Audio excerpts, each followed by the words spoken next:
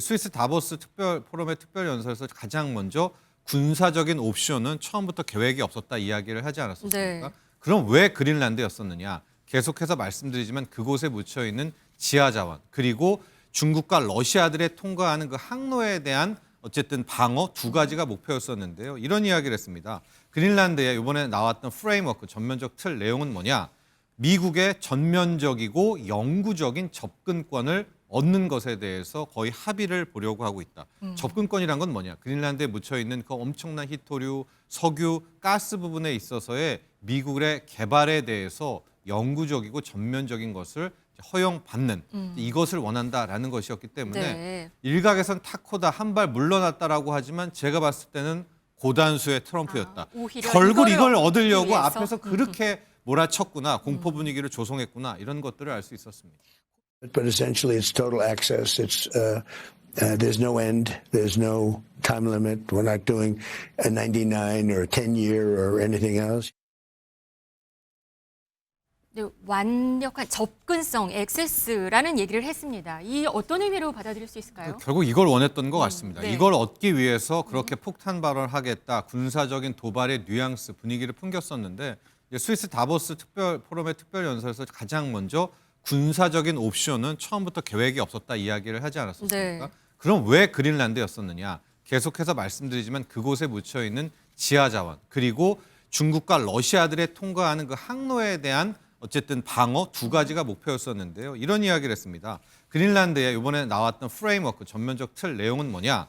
미국의 전면적이고 영구적인 접근권을 얻는 것에 대해서 거의 합의를 보려고 하고 있다. 접근권이란 건 뭐냐? 그린란드에 묻혀 있는 그 엄청난 히토류, 석유, 가스 부분에 있어서의 미국의 개발에 대해서 영구적이고 전면적인 것을 허용받는 이것을 원한다라는 것이었기 때문에 네. 일각에선 타코다 한 발 물러났다라고 하지만 제가 봤을 때는 고단수의 트럼프였다. 오히려 결국 이거를 이걸 얻기 얻으려고 위해서? 앞에서 그렇게 몰아쳤구나. 공포 분위기를 조성했구나. 이런 것들을 알 수 있었습니다. 골든돔 얘기가 나옵니다. 우리가 골든돔을 건설하겠다. 그리고 여기에 대해서는 어떤 비용도 지불하지 않겠다. 이렇게 폭스뉴스에 얘기를 했거든요. 골든돔. 교수님 이게 어떤 건가요?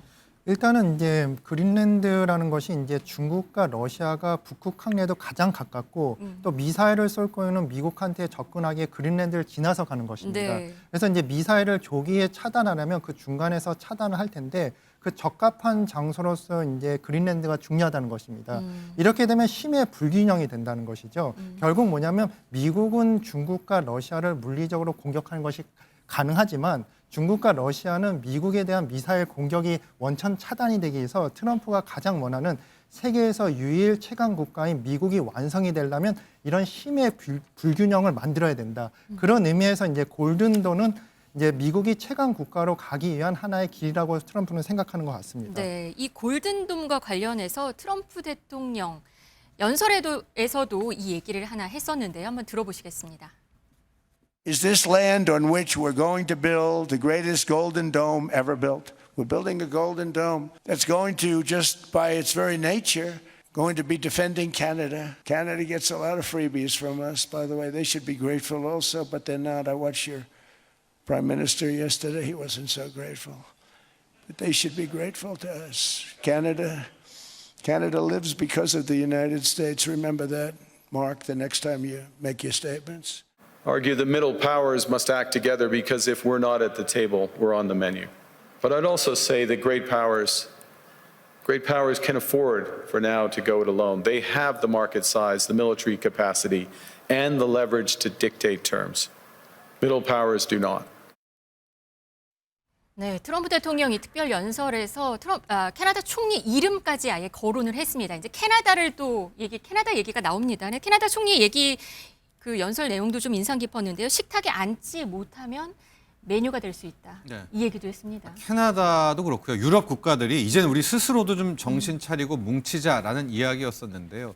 그러니까 한켠에서는 트럼프 대통령 왜 저래 하기지만 이번에 좀 사태를 좀 놓고 보면 네. 유럽이라든가 캐나다 자체의 어떤 문제도 분명히 있는 것이 사실입니다. 왜냐하면 지금의 유럽은 과거의 유럽이 아니거든요. 네. 이번에도 뭐 그린란드 파병 이야기하지만 고작 몇십 명 파병했다가 그나마 관세 때린다고 하니까 독일은 또 파병을 다시 후퇴를 네, 했고요. 모병제한다, 방위비 늘린다라고 하니까 오히려 국민들이 반대를 하고 뭐 이제 이런 상태가 됐잖아요. 캐나다 같은 경우에도 지금 현재 경제는 거의 중국, 이 차이나 머니가 거의 모든 산업을 다 잡고 있습니다. 네. 그랬기 때문에 이 캐나다와 유럽을 트럼프가 계속 공격하는 건데요. 이 마크 카니 캐나다 총리가 우리 스스로도 이제 달라져야 된다. 그래서 유럽과 우리 캐나다도 과거의 캐나다, 과거의 유럽으로 돌아가자라고 해서 이제 강한 어떤 어조로 이야기를 했었는데 글쎄요. 지금의 유럽 분위기를 봐서는 또 유럽 국민들의 어떤 이런 상태들을 봐서는 좀 고개를 갸우뚱하기도 하는 대목도 있습니다. 네. 그리고 폭스뉴스와 인터뷰에서 이런 얘기도 했습니다. 그린란드 뭐 소유권 확보 의지도 약간 내비치는 말도 있었는데요. 뭐 영토 획득을 추구하느냐 이런 질문에는 뭐 쿠드비 할 수도 있다, 뭐 가능성도 있다 이런 얘기도 했습니다. 이런 행보 트럼프식 거래 기술이다라는 분석들이 나오는데요. 이 다보스 특별 연설에선 이런 얘기도 했습니다. 우리 미국이 아니었으면 여러분은 독일어나 일본어를 썼을 거다. 그 목소리 한번 들어보시겠습니다. We saw this in World War II when Denmark fell to Germany after just 6 hours of fighting and was totally unable to defend either itself or Greenland. So the United States was then compelled. Without us, right now you'd all be speaking German and a little Japanese perhaps. After the war, we gave Greenland back to Denmark. How stupid were we to do that? But we did it. 덴마크, 그린란드에 좀 어느 정도 본인 지분이 있다, 미국이 지분이 있다 이 얘기죠. 예, 맞습니다. 이제 미국이 생각하는 것은 2차 세계대전에 주도적으로 승리를 주도한 나라는 미국이었고 그런 의미에서 이제 미국이 그린란드에 지금 군사 기지를 갖고 있는 것입니다. 사실상 이제 그린란드가 덴마크의 영토임에도 불구하고 미국 군사 기지가 있고 또한 많은 미군들이 주둔하고 있길래 트럼프는 자신의 국가라고 생각하는 것 같습니다. 그렇기 때문에 여러 가지 이제 유럽을 공격을 하는데 트럼프가 해서는 안 될 말을 많이 했던 것 같습니다. 일종의 2차 세계대전이 이제 독일에 관한 문제는 유럽에서도 금기시되는 그런 발언입니다. 네. 실제적으로 히틀러가 유럽 전쟁에서 2차 세계대전을 일으켰기는 했지만은 지금 현재 독일 국민과 히틀러는 완전히 다른 존재라고 생각하는데 트럼프가 이 문제를 다시 끌어들여서 독일인한테도 모욕을 주고 또한 유럽 사람들한테도 모욕을 줬습니다. 실제적으로 미국이 참전한 이유는 실제 유럽을 도와주기보다는 전쟁을 그냥 놔뒀다가는 미국까지 영토까지도 독일이 침범할 수도 있겠다 이런 불안감에서 참전을 한 것인데 이것이 뭐냐면 미국이 스스로가 희생을 해서 유럽을 위해서 100% 도와줬다고 이렇게 발언하는 것 자체가 역사적으로 맞지도 않는 것 같습니다. 네.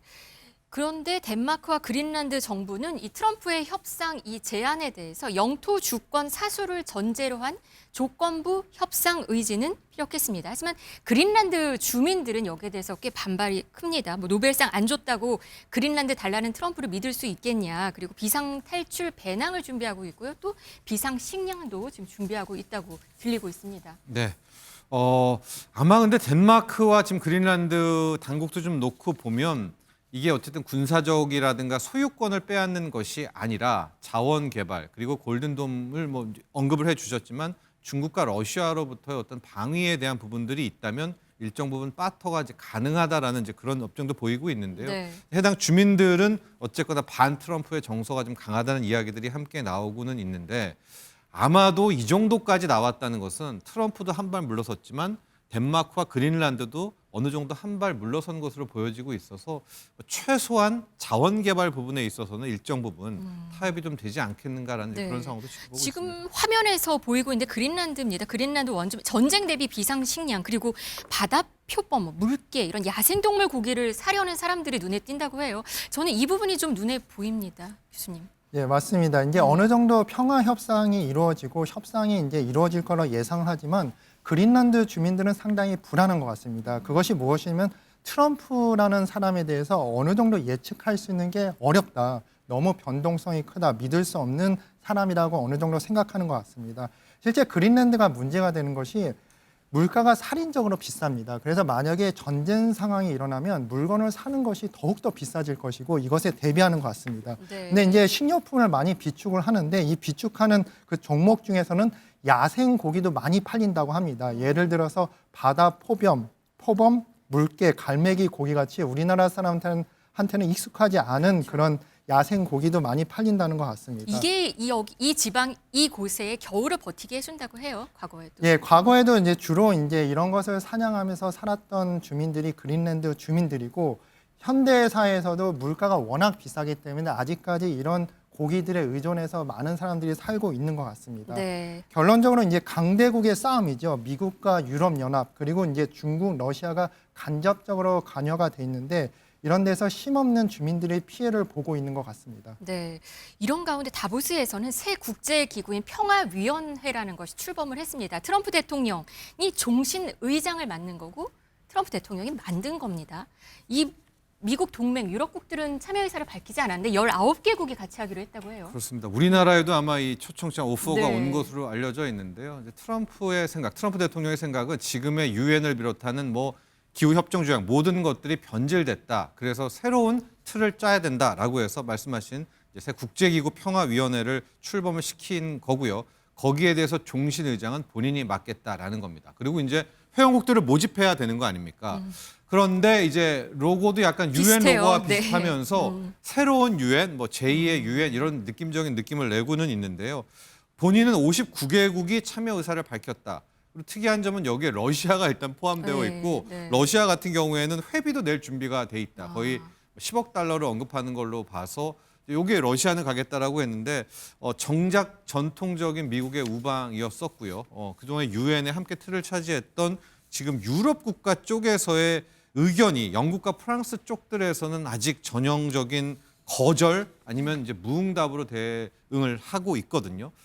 유럽까지도 저기에서 어떤 식으로 이제 트럼프가 끌어들이게 된다면 문제는 유엔이 됩니다. 우리가 지금까지 함께 해왔던 유엔은 정말 무용지물과 그 위치를 잃어버리게 되거든요. 네. 그렇기 때문에 이제 영국, 프랑스 등 당초의 서방 쪽에 유럽 이 동맹들이 여기 새로운 평화기구위원회에 어떤 입장을 보이냐가 향후 관건이 될 것으로 네, 보입니다. 참 국제 정세 혼란스럽게 돌아가고 있습니다.